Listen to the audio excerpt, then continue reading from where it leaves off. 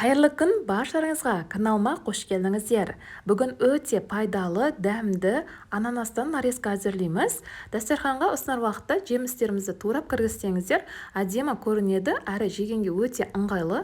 Ең алдымен ананасымызды алып, жақсылап жуып алып, ананасымызды ортасынан теңдей бөлеміз. Бір бөлігін бөлген бөлігіміздің бөлек қойып, жартысын бөлген бөлігіміздің тағы да ортасынан бөлеміз.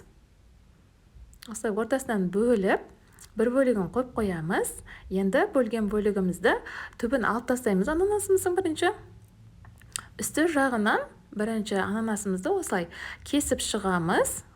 Толықтай кесіп тастамаңыздар, осылай картина сияқты келтіреміз бұны.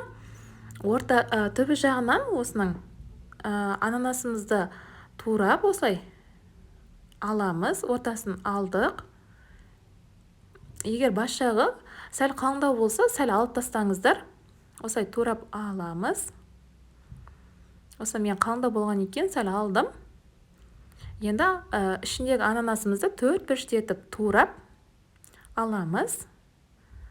Осылай турап алып, қайтадан ананастарымызды салып шығамыз.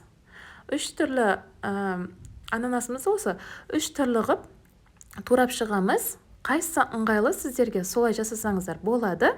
Ананастың негізі турауы, нарезкалары өте көп. Мен осы 3 түрлін сіздерге көрсетіп жатырмын. Осылай салып шықтық. Енді жарты бөлігін осылай алып, бұны толықтай осылай бірінші түбінен ғып турап алып, турап алдым. Енді турап аламыз ананастарымызды.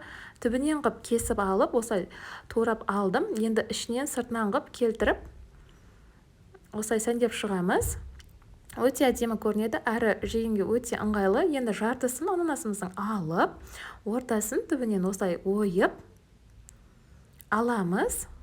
Осылай ортасын ойып алдым. Енді ананасымыздың ішін алып, 4-1 етіп турап аламыз. Жегенге де өте ыңғайлы, әрі әдемі көрінеді ананастарымыз.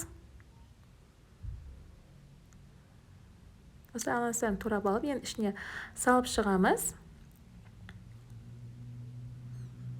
Осылай ананастарымызды турап кіргізсеңіздер, дастарханымыздың сәні болады, әрі жегенге өте ыңғайлы. Сіздер де жасап көріңіздер. Сіздермен бірге болған Таңжарқын. Қош сау болыңыздар.